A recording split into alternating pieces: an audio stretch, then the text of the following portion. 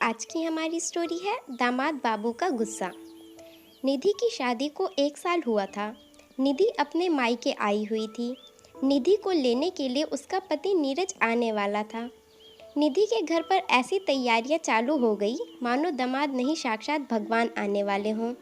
तरह तरह के व्यंजन, घर की साफ सफाई, उनके रहने की बहुत अच्छे से व्यवस्था कर दी गई।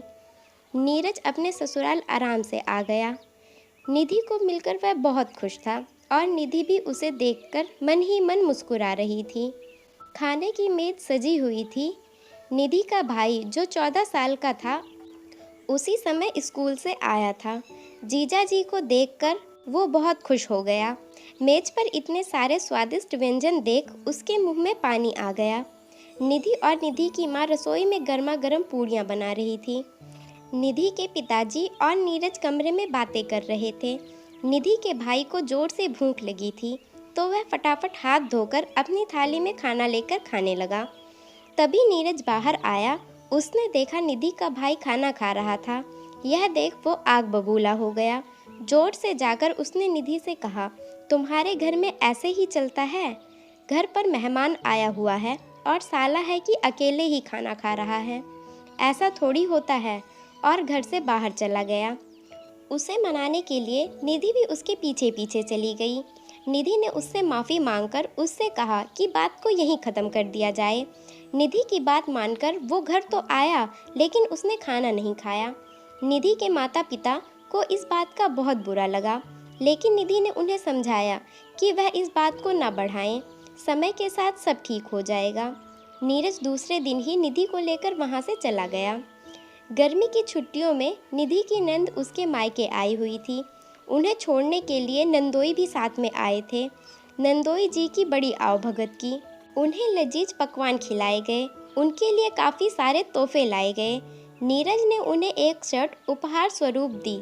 उसे देखते ही नंदोई बोल पड़े, क्या साले साहब, सेल से शर्ट खरीद कर लाए हो क्या?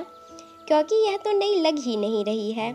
यह कहकर उन्होंने नीरज की दी हुई शर्ट वहीं रख दी, अपने साथ नहीं ले गए।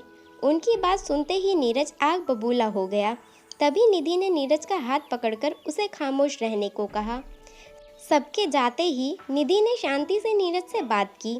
उसने कहा, मैं जानती हूँ आपको बुरा लगा है।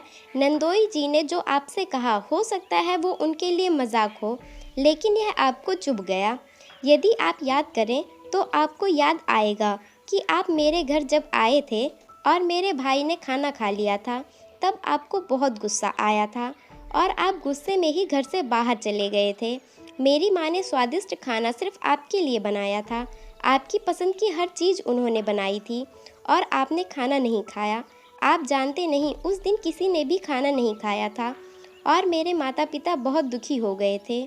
हम बेटियां तो अपने ससुराल को अपना घर समझकर सारे रिश्ते नाते, हंसी ठिठोली, कभी मजाक तो कभी व्यंग, सब झेल लेती हैं।